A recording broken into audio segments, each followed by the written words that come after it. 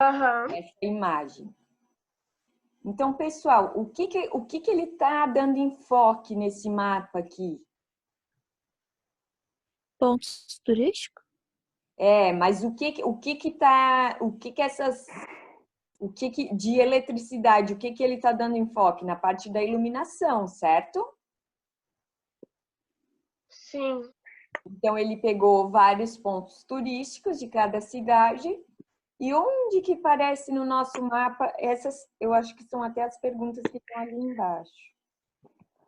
Ali no mapa, onde que está mais aceso, mais iluminado? No Sudeste? No Sudeste, por quê?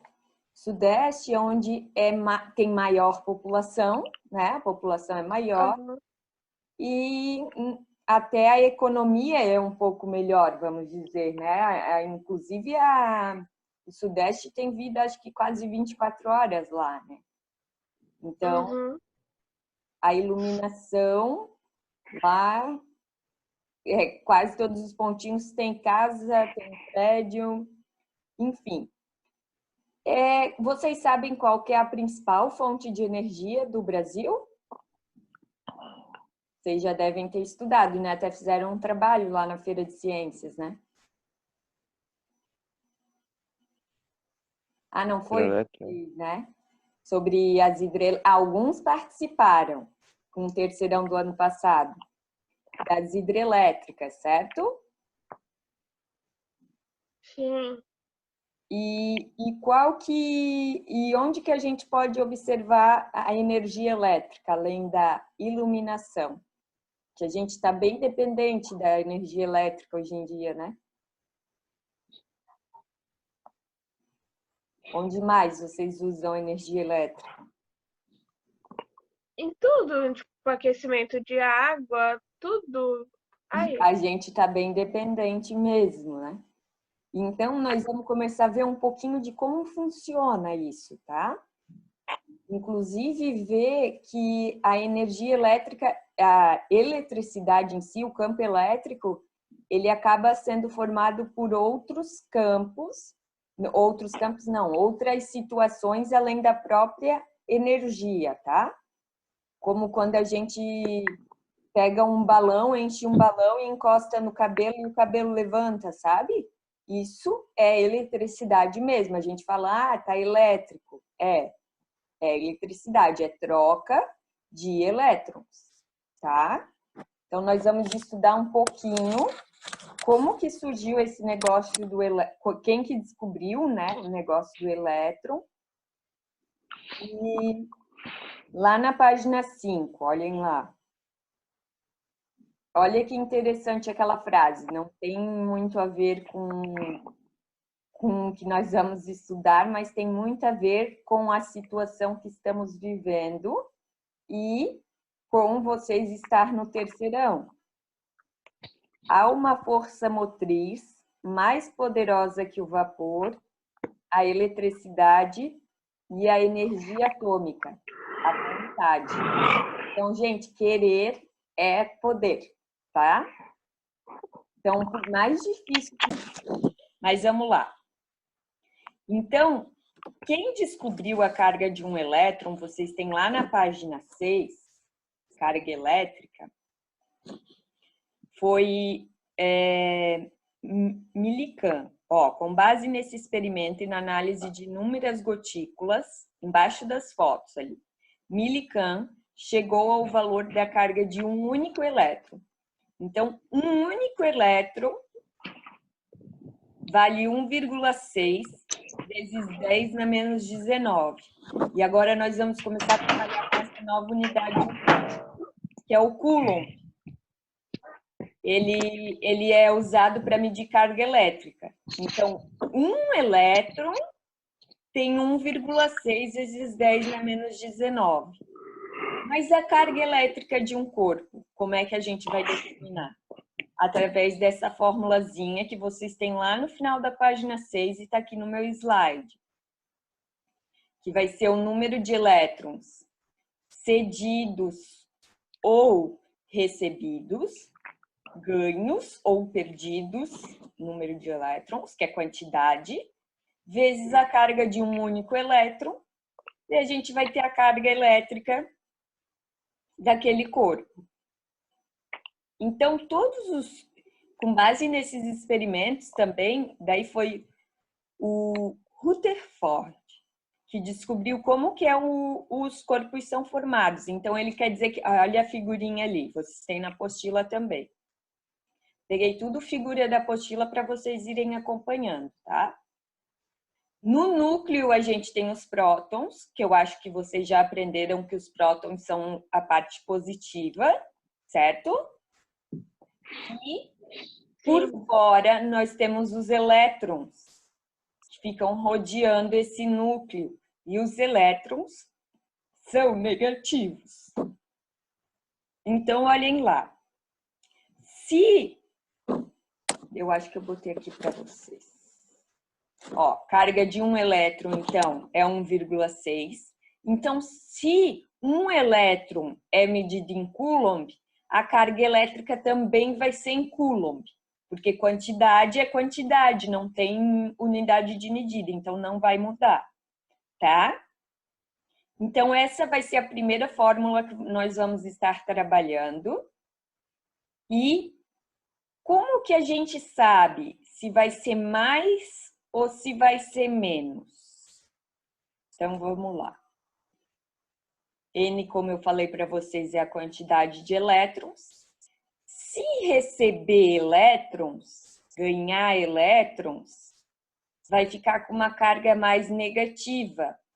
Se for um corpo neutro, nêutron, ele vai receber elétrons e automaticamente vai ficar negativo. Agora, se for um corpo que já tem uma certa carga elétrica, ela vai diminuir se ela for positiva, e se ela já for negativa e receber elétrons, ela vai aumentar. Então, o que interfere no sinal são os elétrons. Quanto mais elétrons um corpo tem, mais negativa é a carga elétrica.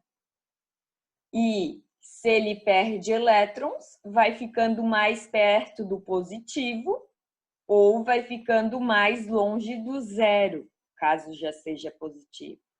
Tá? Nós vamos trabalhar com alguns exemplos na apostila e eu também preparei aqui um exemplo para vocês. Então, um corpo neutro, para ficar negativo, deve receber ou ceder elétrons? Então, como eu estava falando para vocês, se o corpo está neutro, para ele ficar negativo, ele precisa receber elétrons. Então, estão vendo que a gente está acostumado, recebe, fica positivo, perde, fica negativo. Aqui com os elétrons é diferente, porque a carga de um elétron já é negativa. Então, se recebe, vai ficar negativo, e se cede, fica positivo. Se a carga do corpo for negativa e ela perder elétrons, vai diminuir. Se ela receber elétrons, vai aumentar, mas ela vai continuar negativa. Então, para um corpo neutro ficar com uma carga de menos 2 Coulomb, ele tem que receber elétrons, mais quantos? Olha ali como é que vai ficar a nossa fórmula. Agora eu quero saber o N. Então, eu dei a carga, o Q, e quero descobrir o N. Então, vocês vão ter que usar o menos 2 no Q, o N fica N, e a carga elétrica de um elétron no E. Esse 1,6 vezes 10 na menos 19, vocês vão estar trabalhando o tempo todo, tá, pessoal? Então, nós vamos trabalhar bastante com notação científica, esse 10 na menos 19 aí. Então, nem sempre a gente precisa descobrir a carga elétrica.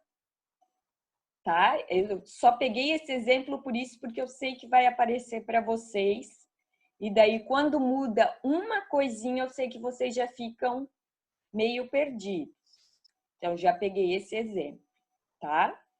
Ficou alguma dúvida até aí? Tá tranquilo, né? Não.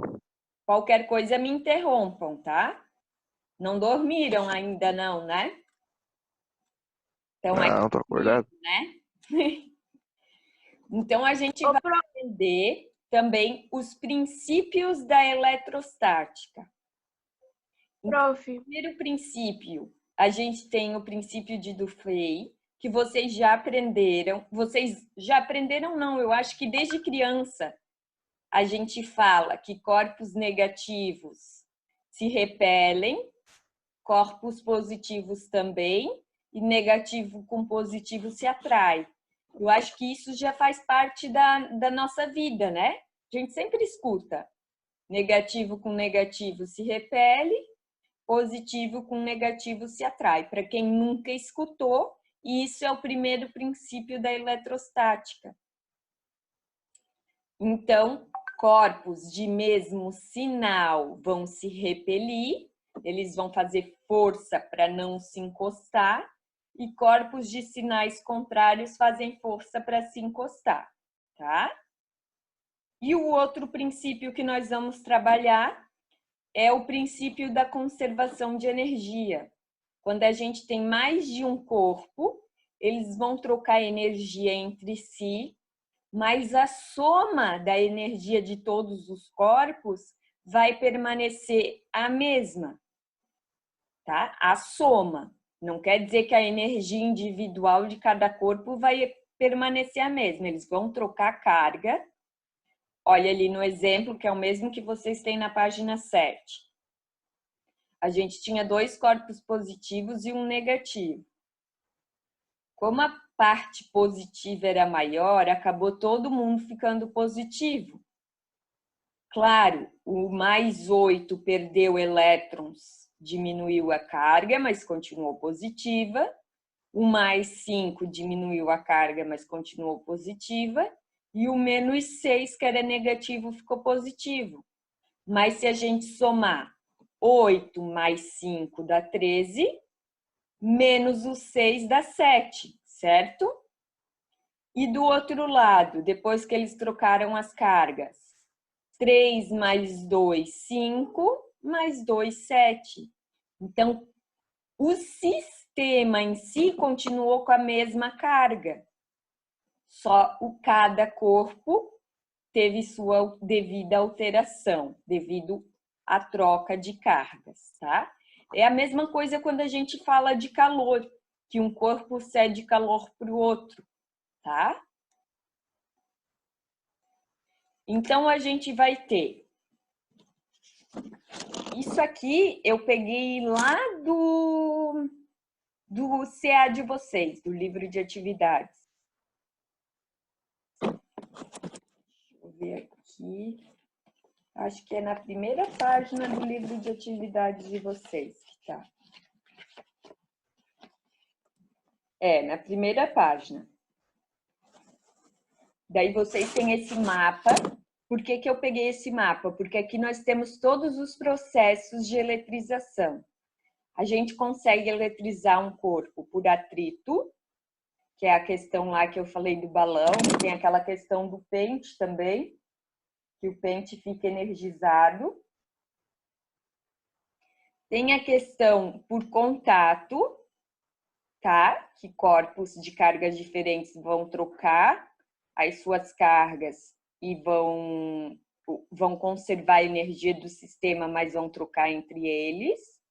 E temos a indução, que pode resultar em cargas de módulo e sinais opostos, e envolve aproximação entre indutor e induzido.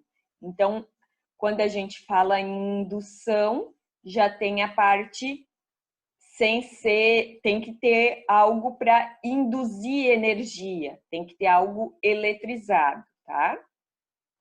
Então, por atrito vocês têm lá na apostila até dando esse exemplo, ó. Atrito entre Pente e flanela, lá na página 9. Excesso de carga negativa no pente e positiva na flanela. Por quê? Foi a flanela, a gente ficou arrastando no pente e daí o pente acaba atraindo pedaços de papel. Por que que ele atrai os pedaços de papel? Porque ou os papéis estão neutros ou estão positivos.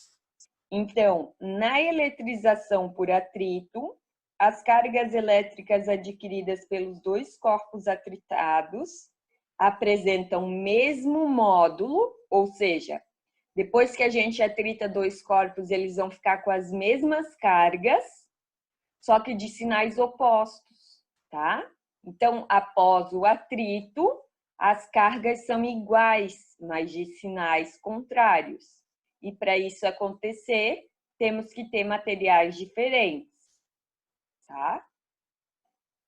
Daí na página 10,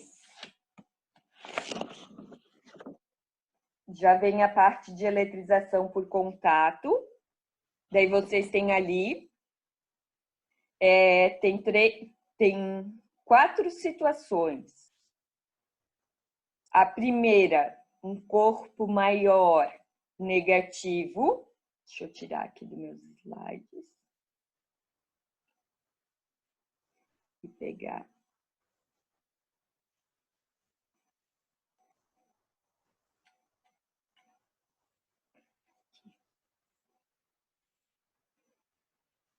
Vocês têm essa primeira aqui, ó.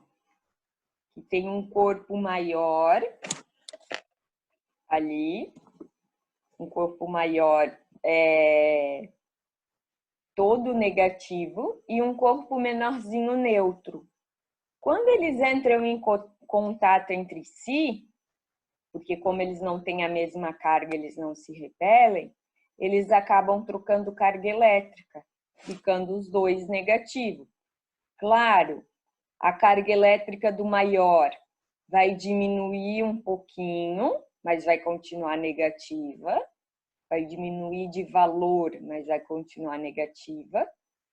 E porque vai perder elétrons, e ele vai ceder elétrons para o corpo menor, que vai ficar com uma carga negativa, tá? E caso o corpo esteja carregado positivamente, ele vai ganhar elétrons. Ele está com falta de elétrons, então ele vai ganhar elétrons do corpo neutro, que vai acabar ficando negativo, porque se estava neutro, tinha a mesma quantidade de carga positiva e carga negativa, ele estava neutro. As quantidades de prótons e elétrons se anulavam, tá? Então, na verdade, é isso. Isso que vocês têm que ficar ligados. Se perde elétrons, a carga fica mais positiva, digamos, e se ganha elétrons, fica mais negativa, tá? Então, tem que cuidar com esse maior e menor, porque a gente está trabalhando com sinal de mais e menos, tá?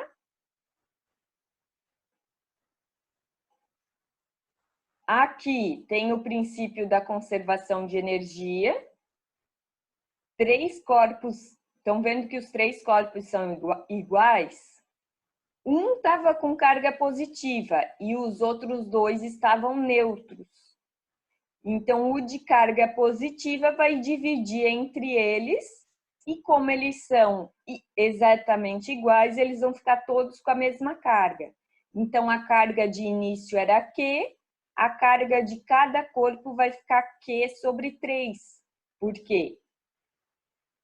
Mesmo com contato, o sistema tem que manter a mesma carga final. Então, Q tem que ser igual a Q final. Então, o Q vai se dividir de uma bolinha para as 3. Eles vão ter troca de elétrons para entrar em equilíbrio, tá? Nós vamos fazer exercícios e daí vai ficar mais tranquilo. Agora, corpos de tamanhos diferentes. Olha o que acontece. O corpo grande, a bola grande, acaba roubando todos os elétrons da carga pequenininha. Por quê? Por ser maior, ele vai ter uma força maior de, dizemos assim, conquistar os elétrons, tá? E daí depois aqui nós temos a situação por indução. Então, por indução, nós temos que ter algo energizado como se fosse por energia elétrica mesmo, tá? Então, ali eles têm um bastão eletrizado, como se estivesse ligado na energia, e uma esfera condutora neutra. Então, esse aqui fica mais difícil a gente ter um exemplo, tá? Mas, ó, é a mesma situação. Se um tá positivo e o outro tá neutro, eles podem se atrair. E o que vai acontecer? O induzido, a parte que ele fica próxima da carga positiva do bastão, vai ficar todos os elétrons. E na parte de fora vai ficar os prótons, como se reorganizasse a estrutura. Fica negativo para um lado, positivo por outro da esfera. Mas ele, somando esse positivo com o negativo, vai dar zero, vai ficar neutro. Então, o positivo puxa o negativo e o negativo puxa o positivo.